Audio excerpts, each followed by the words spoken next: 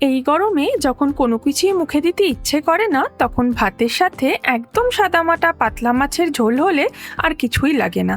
বাজারে যদি পাও টাটকা বাটা মাছ, তবে বানিয়ে ফেলতে পারো একদম নতুন স্বাদের কালো জিরে আর রাঁধুনি বাটা দিয়ে বাটা মাছের পাতলা ঝোল।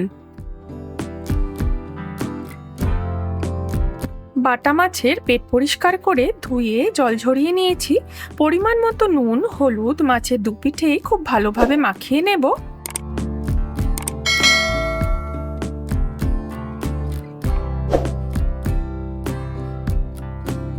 মাছের ঝোল তৈরি করতে নিয়েছি আলু, বেগুন, ডাঁটা, পটল, ঝিঙে। তোমরা তোমাদের ইচ্ছে মতো সবজিও দিতে পারো। আলুর চোকলা ছাড়িয়ে লম্বালম্বি করে কেটে নেব। বেগুনগুলোকেও সমান মাপে লম্বা করে কেটে নিচ্ছি।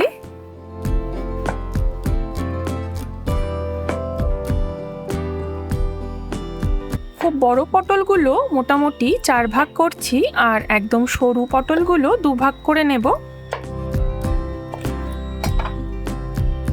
ঝিঙের শির বরাবর চোকলাটা ছাড়িয়ে ঝিঙেগুলোকেও সমান মাপের টুকরো করে নিচ্ছি।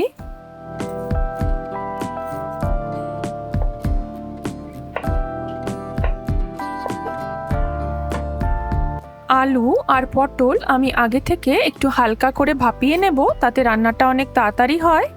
কড়াই গরম হয়ে গেছে, দিয়ে দিচ্ছি পরিমাণ মতো সর্ষের তেল, আর একে একে মাছগুলোকে খুব ভালো করে ভেজে তুলে নেব। যারা কাটার ভয়ে বাটা মাছ খেতে চাও না, মাছগুলোকে লাল করে ভেজে নিলে অতটা কাটা লাগে না। একটু কাটার মাছ হলেও বাটা মাছের স্বাদ কিন্তু দারুণ। মাছগুলো ভাজা হয়ে গেছে, আর একটু সর্ষের তেল দিয়ে প্রথমেই বড়িগুলো ভেজে তুলে নেব।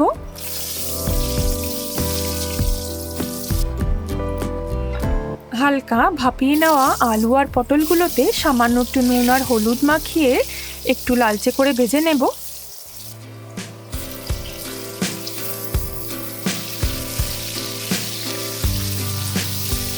কিছুক্ষণ সাঁতলে নেওয়ার পর এবার ডাঁটাগুলোকে দিয়ে দিচ্ছি। ডাঁটাগুলো 1-2 মিনিট সাঁতলে বাকি সবজিগুলোকেও দিয়ে দিচ্ছি।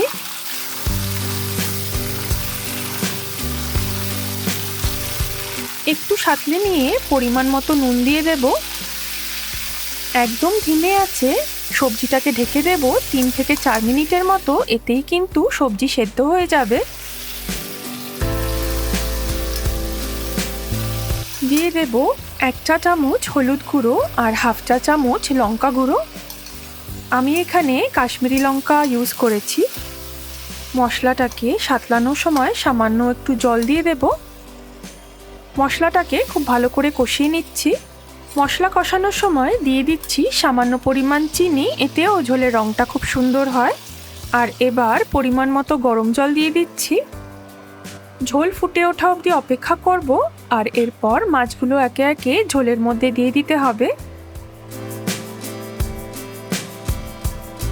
1 চা চামচ রাঁধুনি, 1 চা চামচ কালো জিরে আর 2টো কাঁচা লঙ্কা সামান্য একটু জল দিয়ে বেটে নেব।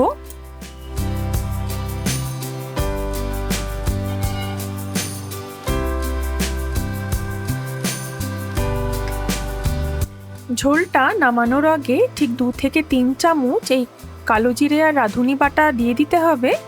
বাটিতে যেটুকু মশলা লেগেছিল সেটা ধুয়ে দিয়ে দিচ্ছি। এবার বড়ি আর উপর থেকে চিড়ে রাখা কাঁচা লঙ্কা দিয়ে দিলেই আমাদের বাটা মাছের ঝোল কিন্তু একদম রেডি।